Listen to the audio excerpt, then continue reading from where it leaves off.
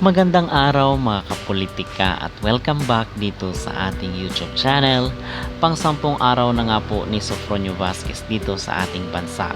At in this vlog is magbibigay po tayo ng update ano ba ang mga ganap today ni Sofronio Vasquez at pag-uusapan rin po natin mga kapolitika itong award ni Sofronio Vasquez na kung saan ay itinanghal siya bilang People of the Year.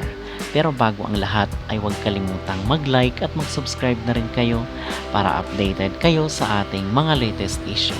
At today po, base sa ating initial na impormasyon ay nasa ABS-CBN po itong si Sofronio Vasquez. At nabalitaan pala natin base dito sa ating mga nakalap na source ay nagre-rehearse na itong si Sofronio para sa kanyang concert doon sa Cebu sa January 18 or sa Sabado na po yan. So nagre-rehearse po itong si Sofronio Vasquez base doon sa video na ating nakita, which is yun ang pinaka-latest. And mga kapolitika, next week po kasi na-report natin doon sa ating previous na vlog na kung saan ay may kapag-meet ang ilang mga senador dito kay Sofronio Vasquez dahil sa karangalan na ibinigay sa ating bansa. So yung courtesy call po ay next week pupunta po itong si Sofronio Vasquez dito sa Senado para makipag-meet sa ilang mga senador. Okay, and pag-uusapan rin po pala natin itong kanyang award ngayon dito sa Pinoy History na mayroong 1.5 million followers dito sa social media sa Facebook. So makikita natin minsan na nagbibigay sila ng mga parangal or pagkilala sa ilang mga personalidades, most especially dito sa mundo ng social media. At yung din of course, yung mga Pinoy na kung saan ay nagbigay ng karangalan sa ating bansa or yung pinag-uusapan.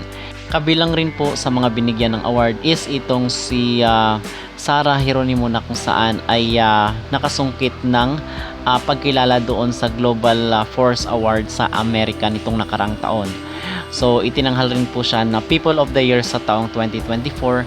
At the same time itong si Carlos Yulo dahil nakasungkit rin po siya ng gintong medalya dito sa Paris, France sa Olympic 2024. And mga kapolitika, kasama rin po si Chelsea Manalo, which is tinutukan rin natin yung kanyang naging journey doon sa Miss Universe 2024 na kung saan siya ang kauna-unahang African-Filipino na nag-represent ng Pilipinas sa Miss Universe. At the same time, kasama rin po itong si Jacqueline Jose dahil wagi siya doon sa Cannes Film Festival and pumanaw rin po siya sa taong 2024.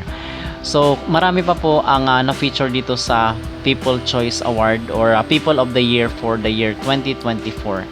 And mga kapolitika, binigyan rin po ng award itong si Sofronio Vasquez ng Philippine Singers Foundation.